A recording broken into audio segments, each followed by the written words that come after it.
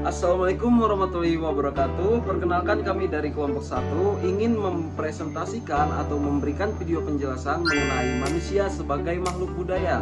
Jadi anggota-anggota kelompok kami ada saya, yaitu Muhammad Rizal Ansari. Saya Susanti. Saya Mulai Rahmat Afandi. Saya Saru Gunawan. Saya Siti Nurlandia. Saya Fikri Fokus Pratama. Selanjutnya materi pertama akan dibawakan oleh saudari Susanti. Baiklah, yang pertama saya akan menjelaskan tentang 4 macam makhluk Tuhan di dunia. Yang pertama, alam memiliki sifat wujud. Yang kedua, tumbuhan memiliki sifat wujud dan hidup. Dan yang ketiga, binatang memiliki sifat wujud, hidup dan dibekali nafsu. Keempat, manusia memiliki sifat wujud, hidup, dibekali nafsu serta akal budi. Manusia hakikatnya manusia. Manu yang berasal dari kata Sanskerta dan mens berasal dari kata Latin yang artinya berpikir, berakal, budi atau homo yang berarti manusia. Apa yang membedakan manusia dengan makhluk lain? Perbedaannya yaitu manusia dengan makhluk lain adalah manusia mempunyai akal, budi yang merupakan kemampuan berpikir manusia sebagai kodrat alami.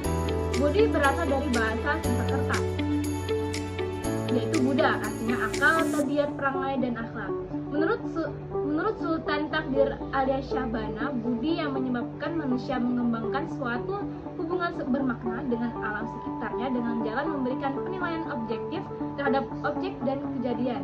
Manusia dengan akal budinya mampu memperbarui dan mengembangkan sesuatu untuk kepentingan hidup dalam rangka memenuhi kebutuhan hidup. Fungsi akal dan budi bagi manusia: yang pertama, dua kekayaan manusia yang paling utama adalah akal dan budi. Dan yang kedua, muncul tuntutan hidup yang lebih daripada hal lain. Yang ketiga, dengan akal budinya manusia mampu menciptakan, berkasta, dan berasa. Yang keempat, mampu mencipta benda-benda baru untuk memenuhi hajat hidupnya, baik yang bersifat jasmani maupun rohani. Manusia sebagai makhluk yang berbudaya tidak lain adalah makhluk yang senantiasa mendayagunakan akal budinya untuk menciptakan kebahagiaan. Karena yang membahagiakan hidup manusia itu hakikatnya sesuatu yang baik, benar, dan adil. Maka yang hanya manusia yang selalu berusaha menciptakan kebaikan, kebenaran, dan keadilan sajalah yang berhak menyandang gelar manusia berbudaya. Kepentingan hidup manusia: yang pertama, kebutuhan yang bersifat kebendaan, sarana prasarana atau badani, ragawi atau jasmani, dan biologis. Yang kedua, kebutuhan bersifat rohani atau mental atau psikologi. Selanjutnya saya akan menjelaskan tentang manusia dan kemanusiaan. Manusia berasal dari kata homo, sedangkan kemanusiaan berasal dari kata human. Kemanusiaan berarti hakikat dan sifat-sifat khas manusia sebagai makhluk yang tinggi harkat martabatnya. Kemanusiaan menggambarkan ungkapan akan hakikat dan sifat yang seharusnya dimiliki oleh makhluk yang bernama manusia. Kemanusiaan merupakan prinsip atau nilai yang berisi keharusan atau tuntutan untuk berkesesuaian dengan hakikat dari manusia. Hakikat manusia berdasarkan Pancasila disebut hakikat kodrat monopluralis yang terdiri atas monodualis susunan kodrat manusia, terdiri dari dua aspek. Yang pertama, aspek keragaan, meliputi wujud materi anorganis, benda mati, vegetatif, dan animalis. Yang kedua, aspek kejiwaan, meliputi cipta, rasa, dan kasar. Yang kedua, monodualis sifat kodrat manusia yang terdiri dari dua segi. Yang pertama, segi individu, dan kedua, segi sosial. Yang ketiga, monodualis kedudukan kodrat. Manusia sebagai makhluk yang berkepribadian merdeka atau berdiri sendiri sekaligus menunjukkan keterbatasan sebagai makhluk Tuhan. Manusia dan kebudayaan. Budaya berasal dari bahasa Sanskerta yaitu budaya, yang merupakan bentuk jamak dari budi, diartikan sebagai hal-hal yang berkaitan dengan budi dan akal. Secara umum, budaya merupakan hasil budi dan daya dari manusia. Baik, saya akan melanjutkan pengertian kebudayaan menurut para ahli. Yang pertama, menurut Epictetus atau primitive culture. Kebudayaan adalah kompleks yang mencakup pengetahuan, kepercayaan, kesenian, moral, hukum, adat istiadat, dan lain kemampuan-kemampuan serta kebiasaan-kebiasaan yang didapatkan oleh manusia sebagai anggota masyarakat. Yang kedua, menurut Novel J. Horkowitz, kebudayaan adalah man-made part of the environment atau bagian dari lingkungan manusia. Yang ketiga, menurut Erling Toy, the cultural background of personality. Kebudayaan adalah konfigurasi dari tingkah laku dan hasil laku yang unsur-unsur pembentukan didukung serta diteruskan oleh anggota masyarakat tertentu. Menurut Dawson atau Age of the Gods, kebudayaan adalah cara hidup bersama atau culture is common way of life. Kelima, menurut G.V.H. Derrida, kebudayaan adalah kumpulan dari cetusan jiwa manusia sebagai yang beraneka ragam berlaku dalam suatu masyarakat tertentu. Yang keenam, menurut Profesor Dr. Kunca Ringrat, kebudayaan adalah keseluruhan sistem, gagasan, tindakan, dan hasil karya manusia dalam rangka kehidupan masyarakat yang dijadikan milik diri manusia dengan cara belajar. Yang ketujuh, menurut Ki Hajar Dewantara, kebudayaan adalah buah budi manusia dalam hidup bermasyarakat. Yang kedelapan, menurut Sultan Takdir Ali Syahbana, kebudayaan adalah manifestasi dari cara berpikir. Yang kesembilan, menurut Dr. Muhammad Hatta, kebudayaan adalah ciptaan hidup dari suatu bangsa. Yang kesepuluh, menurut Mangun Sarporo, kebudayaan adalah segala yang bersifat hasil kerja jiwa manusia dalam arti yang seluas-luasnya. Ke-11, menurut Dr. Sidi Ghazalba, kebudayaan adalah cara berpikir dan merasa yang menyatakan diri dalam seluruh segi kehidupan dari segolongan manusia yang membentuk kesatuan sosial dengan suatu ruang dan suatu waktu. Ke-12, menurut Sela Sumarjan dan Sulaiman Sumarsi, kebudayaan adalah semua hasil karya dan rangka cipta masyarakat. Dari uraian di atas dapat ditarik beberapa kesimpulan sebagai berikut. Yang pertama, kebudayaan itu hanya dimiliki oleh masyarakat manusia. Yang kedua, kebudayaan itu tidak diturunkan secara biologis, melainkan diperoleh melalui proses belajar.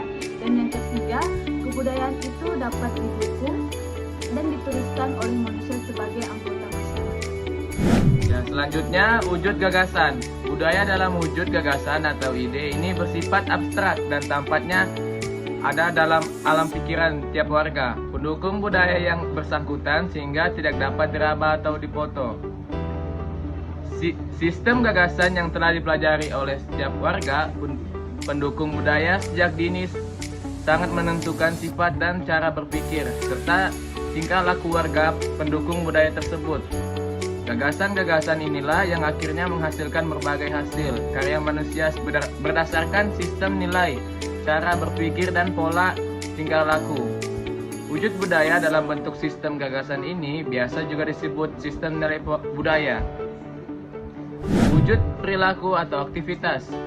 Budaya dalam wujud perilaku berpola menurut ide atau gagasan yang ada. Wujud perilaku ini bersifat konkret, dapat dilihat dan didokumentasikan dalam kurung dipoto dan di film.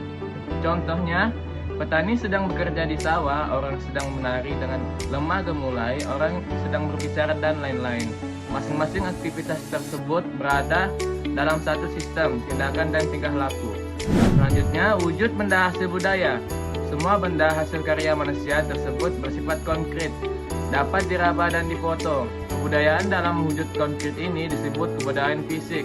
Contohnya bangunan-bangunan megah seperti piramida, tembok Cina, alat rumah tangga seperti kapak, perunggu, gerabah, dan lain-lain. Fungsi kebudayaan: melindungi diri terhadap alam, mengatur hubungan antar manusia, dan sebagai wadah dari segenap perasaan manusia. Sifat hakikat kebudayaan. Kebudayaan terwujud dan tersalurkan dari kelakuan manusia. Kebudayaan telah ada terlebih dahulu daripada lahirnya suatu generasi tertentu dan tidak akan mati dengan habisnya usia generasi yang bersangkutan. Kebudayaan diperlukan oleh manusia dan mewujudkan dalam tingkah lakunya. Kebudayaan mencakup aturan-aturan yang berisikan kewajiban-kewajiban, tindakan-tindakan yang diterima dan ditolak, tindakan-tindakan yang dilarang dan tindakan-tindakan yang diizinkan. Kebudayaan. 1. Sistem religi yang meliputi sistem kepercayaan, sistem nilai dan pandangan hidup, komunikasi keagamaan, upacara keagamaan. 2. Sistem kemasyarakatan atau organisasi sosial yang meliputi kekerabatan, asosiasi dan perkumpulan, sistem kenegaraan, sistem kesatuan hidup dan perkumpulan. 3. Sistem pengetahuan meliputi pengetahuan tentang flora dan fauna, waktu, ruang dan bilangan, tubuh manusia, dan perilaku antar sesama manusia. 4. Bahasa, yaitu alat untuk berkomunikasi berbentuk lisan dan tulisan. 5. Kesenian yang meliputi seni patung atau pahat, lukisan dan gambar, vokal, bangunan, kesastraan, drama, relief, rias, dan musik. 6. Sistem mata pencarian hidup atau sistem ekonomi yang meliputi berburu dan mengumpulkan makanan, bercocok tanam, peternakan, perikanan, dan perdagangan. 7. Sistem peralatan hidup atau teknologi yang meliputi produksi, distribusi, transportasi, peralatan komunikasi. Peralatan komunikasi dalam bentuk wadah, pakaian dan perhiasan, tempat berlindung, dan perumahan senjata. Selanjutnya, saya akan menjelaskan mengenai faktor penyebab perubahan sosial dan kebudayaan. Yang pertama ada faktor intern, yaitu bertambah atau berkurangnya penduduk, penemuan-penemuan baru, pertentangan dalam masyarakat, dan pemberontakan atau revolusi. Yang kedua ada faktor ekstern, yaitu perubahan lingkungan fisik manusia, pengaruh kebudayaan masyarakat lain, dan peperangan. Adapun faktor-faktor yang mendorong, yaitu kontak dengan kebudayaan lain, sistem pendidikan yang maju, sikap menghargai hasil karya orang lain, dan keinginan untuk maju, toleransi terhadap perbuatan menyimpang, sistem lapisan masyarakat yang terbuka, penduduk yang heterogen, ketidakpuasan masyarakat terhadap bidang-bidang kehidupan tertentu, orientasi ke depan, nilai meningkatkan taraf hidup. Adapun faktor-faktor yang menghambat, yaitu kurangnya hubungan dengan masyarakat lain, perkembangan ilmu pengetahuan yang lambat, sikap masyarakat yang tradisional, adanya kepentingan-kepentingan yang tertanam dengan kuat atau vested interest, rasa takut terjadinya kegoyahan dalam integrasi kebudayaan, prasangka terhadap hal baru, hambatan ideologis kebiasaan, dan sikap pasrah. Sekian video presentasi kami, kurang lebihnya mohon dimaafkan. Semoga apa yang kami sampaikan di dalam video ini bisa berguna untuk kita semua. Wassalamualaikum warahmatullahi wabarakatuh.